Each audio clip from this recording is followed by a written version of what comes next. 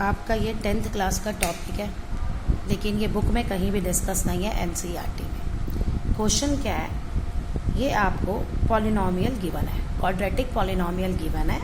Alpha और beta इस quadratic polynomial के रूट्स हैं and we have to find these values.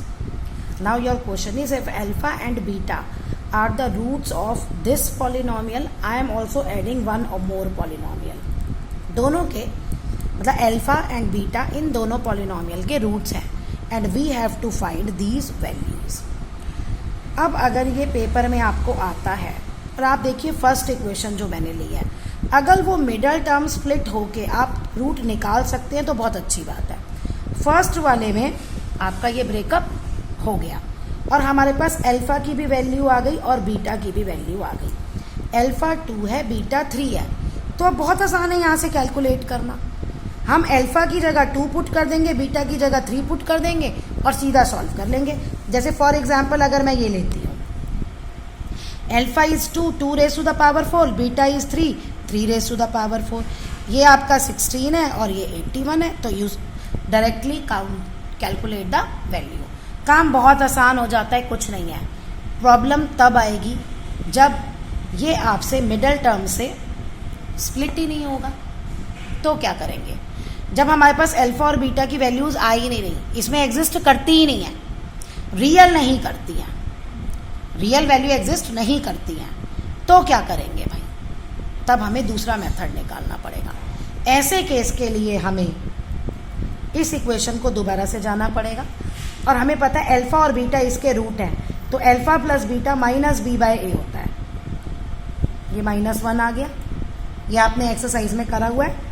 Alpha into beta C bye A होता है, वो भी 1 आ गया, ये वैल्यू आ गई। अब हमें इन इक्वेशंस को इन दो फॉर्म्स में ही कन्वर्ट करना होगा, तब हम ऐसा ही कर सकते हैं न, ये वाला मेथड इसमें पॉसिबल नहीं है। तो अब कैसे होगा, देखो alpha square plus beta square की वैल्यू फाइंड आउट करनी है। हमें पता है alpha plus beta whole square is equal to alpha square plus beta square plus 2 alpha beta. हमें वैल्यू किसकी निकालनी है, इसकी। हमें पता है ना अल्फा प्लस बीटा क्या है, -1। अल्फा स्क्वायर बीटा की हमें वैल्यू फाइंड आउट करनी है 2, अल्फा बीटा क्या है 1। हो गया सॉल्व, ये आ गया 1 और ये उधर जाके हो जाएगा -2, 1 - 2 इज -1। तो इन सब क्वेश्चंस को हम अल्फा प्लस बीटा और अल्फा इंटू बीटा में फॉर्म में लाएंगे तो हम जाके सॉल्व कर सकते हैं।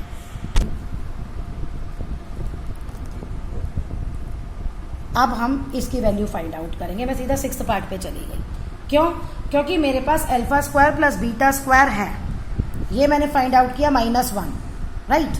अब देखो जब मैं इसका स्क्वायरिंग करूंगी, ए स्क्वायर प्लस बी स्क्वायर, ए स्क्वायर प्लस बी स्क्वायर, अब इनका स्क्वायर हो जाएगा +2 अल्फा बीटा होल स्क्वायर। तो अब इसमें मेरी वैल्यू -1 पुट हो जाएगी, ये मुझे फाइंड आउट करनी है और ये है 1। तो फिर से सेम आंसर आया, ये मैंने यहाँ वैल्यू लिखी नहीं है, 1 - 2 -1 हो गया ना ये सॉल्व। चलिए नेक्स्ट आते हैं, 1/अल्फा प्लस 1/बीटा। LCM alpha beta. अब ये होता है ना, इससे यहीं से डिवाइड करते हैं, अल्फा कट जाएगा, बीटा आ जाएगा, यहाँ से बीटा कट जाएगा, 1 से मल्टीप्लाई होगा अल्फा।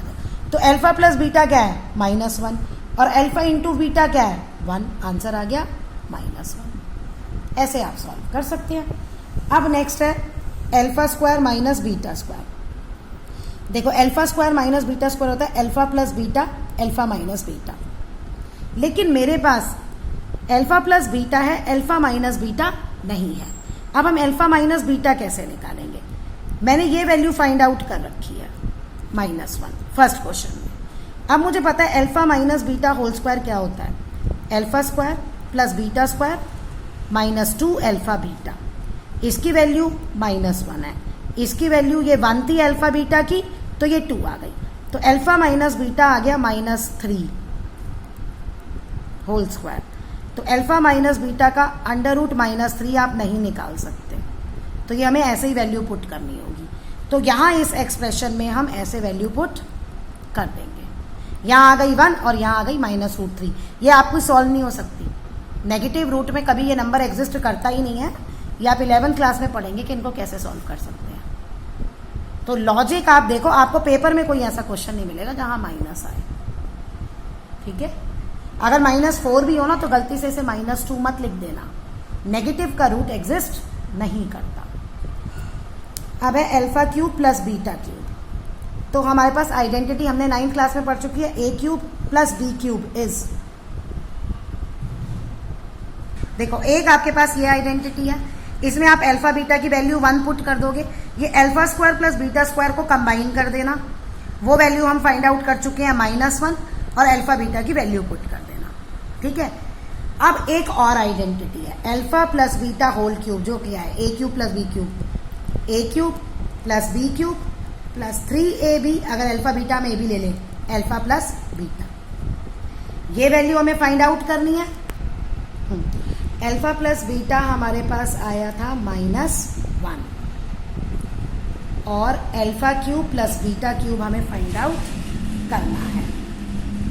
अल्फा बीटा है 1, अल्फा इंटू बीटा -1। अब आंसर क्या आएगा, -1 -3, इधर आके क्या हो गया +3, alpha cube plus beta cube 2 आ रहा है। ये आप अपने आप सॉल्व कर लेना जो भी आ रहा है, बस बेस ये है कि आपको अगर आप फाइंड आउट नहीं कर पा रहे अल्फा बीटा, जैसे फर्स्ट क्वेश्चन में था, तो इसको अल्फा और बीटा की टर्म्स में ले जाना पड़ेगा, अल्फा प्लस बीटा या अल्फा इंटू बीटा की टर्म्स में ले जाना पड़ेगा और आपको सॉल्व करना पड़ेगा।